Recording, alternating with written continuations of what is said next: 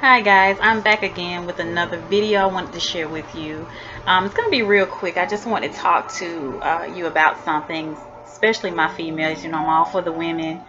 I was sitting here at home, and it's very peaceful, very quiet. And every day I do my my daily routine, morning prayer, meditation. And I was just sitting there thinking just a few minutes ago that comparing myself from previous years to where I am now. And I was just sitting there thanking God that He has given me so much peace.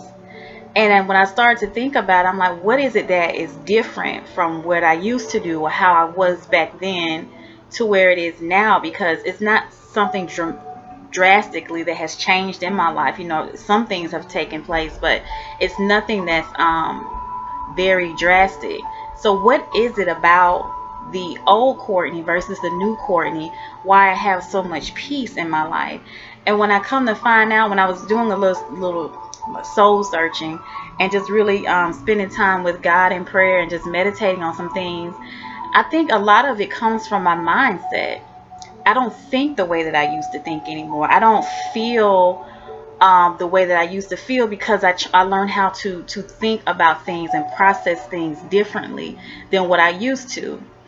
For an example, one of the reasons why I feel like I have so much peace now is because I've learned how to accept Courtney for who Courtney is. Flaws and all, good and bad, indifferent. This is who I am. And then I'm also mature enough to know that if there are some things in my life that I need to adjust, if there's some things in my life that I need to change, then I have to take accountability for Courtney, meaning that I have to come up with a strategic plan in order to alter some things in my life, do more, take less, remove people out of my situation, stop attending things that are not good for me, or eating certain stuff, whatever it is in my life. I have to take accountability for those things. And another thing is that I realize is that I learned how to just say no. Having the gift, I used to be a people pleaser. I wanted to please someone and wanted everybody in my circle or in my family, whatever, to be happy. So I would say yes, but it was at my own expense of feeling overwhelmed, unappreciated, feeling like I was being used, So I was just like, I'm a giver by nature. Like, I love to help people. That's who I am, and I'm not going to change that. However, I do know now versus then when I'm being taken advantage of and I'm not being appreciated. And then I also had to learn that there is a big difference between helping and handicapping someone. When you help someone, you are assisting them in a situation. When you're handicapping them, that means that you're coming in like a flood and you're taking on their problems and their responsibility, and you're trying to fix it. When I used to do that, it was weighing me down. It was putting too much pressure on me, and now I became their scapegoat. Whenever something goes wrong, or whenever I need something, or whatever it is, call Courtney. She'll help you out. She'll do it. She'll fix it. And the whole time, me thinking then I was helping them, I was pretty much handicapping them, and then they became crippled and not knowing how to help themselves. So when I starting to get the gift or having the gift of no or goodbye, I started to realize that I'm having a lot of peace in my life. No matter what's going on, no matter what it looks like, I'm still at a peaceful place within myself. And another thing that I realized that I was starting to have peace with is because I didn't jump on the bandwagon about and I guess I'm just different like that. But I hear a lot of people, especially women, saying that they're superwoman. They can handle this and doing this and doing this, and they're just constantly moving and constantly having their hands in so many things, and constantly just trying to be pulled in so many directions. And in the midst of doing that, they're forgetting to take care of themselves.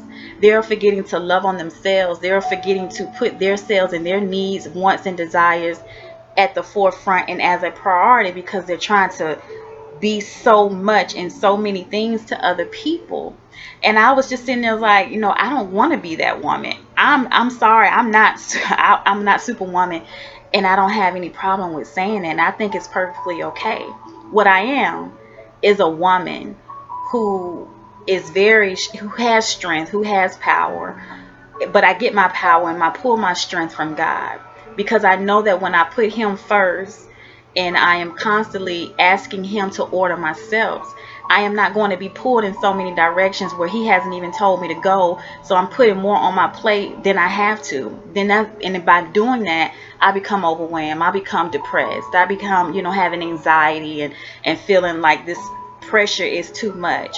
So by me not feeling like I have to be Superwoman and being everything to everybody and doing so much for everybody and just being hands-on and everything, it's giving me a lot of peace in my life. It gives me a lot of time to just sit back and enjoy moments that life has to offer me. I'm not Superwoman, but what I am is resilient. I'm willing to I'll bend, but I will never break. And I know that my steps are ordered by God, and that's who I'm going to depend on. I'm not going to try to be something that I'm not. I'm not going to try to be something to someone who I know is not going to appreciate me, who is not going to return the favor. It's just that I'm not willing to do that anymore. And I think by doing that, I have given myself a lot of peace. And on top of that, I have freed myself up from a mental standpoint to really work on those things that Courtney needs to work on, to really bring forth some of those things that I have suppressed for years and be like, okay, this is an issue. You need to deal with that. If I was not able to filter out some of those unnecessary things and people and places in my life, I would not have the time to really work on me, to love on me, to appreciate Courtney. And what I realize is that when I put Courtney as the core, and it's not something that's being seen that you're self-centered or you're all about self, this is necessary, because at the end of the day, you do have a purpose. You do have a calling on your life, and it may be to be there for people. But if you don't take care of yourself first, what good are you going to be to someone else who really needs you? What good are you going to be to your children, to your significant other, to your family, to your friends? You're not going to be any good, because you're walking around with so much toxic on the inside of you that it's going to eventually spill over in whatever or whoever you're trying to help or whatever you're trying to do. So I think what we need to start doing, especially as women, is that we need to sometimes take these hats off. You don't have to constantly feel like you have to keep being so much for everybody and being there. And it doesn't make you less of a good person. It doesn't mean that you don't care. It doesn't mean that you're acting funny or you're acting different. You're just understanding that your priorities have shifted and changed. And if they can't realize that or understand that, then maybe that is the person or that you need to kind of analyze and see, is it someone that I really need to be in my life? Because if they can't see that you're trying to do these things to better you or to be a better person for you, for someone else, or for your family, then you don't need that in your life. It's toxic, and you don't have to be nasty about it, be upset about it. You just have to learn how to just gracefully bow out of the situation. You can just gracefully leave out, just gracefully be like, hey, this is where we close this book, and I wish you the best, peace and blessings to you. And then you just gracefully bow the situation.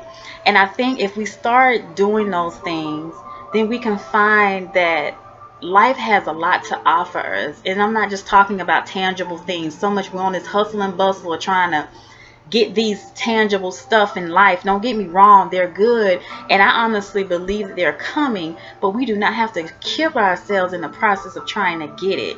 I think that if we're in our purpose, in our calling, and we put God first, and He is strategically ordering our steps, and we're following them. Not saying that you're not going to have any bumps along the way, because you will. Not saying that you're not going to fail, because you may fail, but it's okay as long as you fail forward and you learn from it, pick yourself up and keep going. But I think that if we learn how to just have our steps ordered, we don't have to deal with the unnecessary stressors that we sometimes cause on ourselves. I'm at a place in my life where even though it can be going crazy in my life, I mean, dealing with this and that, just the things that life offer you, I'm always able to pull back and come to my center place within myself by just saying, okay, it's going to take care of itself. I just need to do my part. I have a part to play. I can pray all day, but if I don't do my part, then it's not going to come to pass.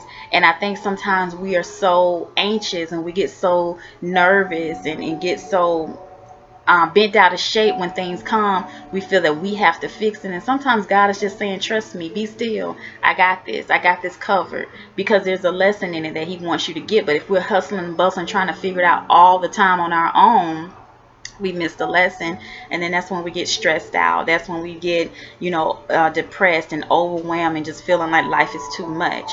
Because if we don't learn how to do these things, or don't learn how to pull back and take control over ourselves so we can have this peace within, it's going to cause on other things. And I'm speaking from experience. It can cause depression.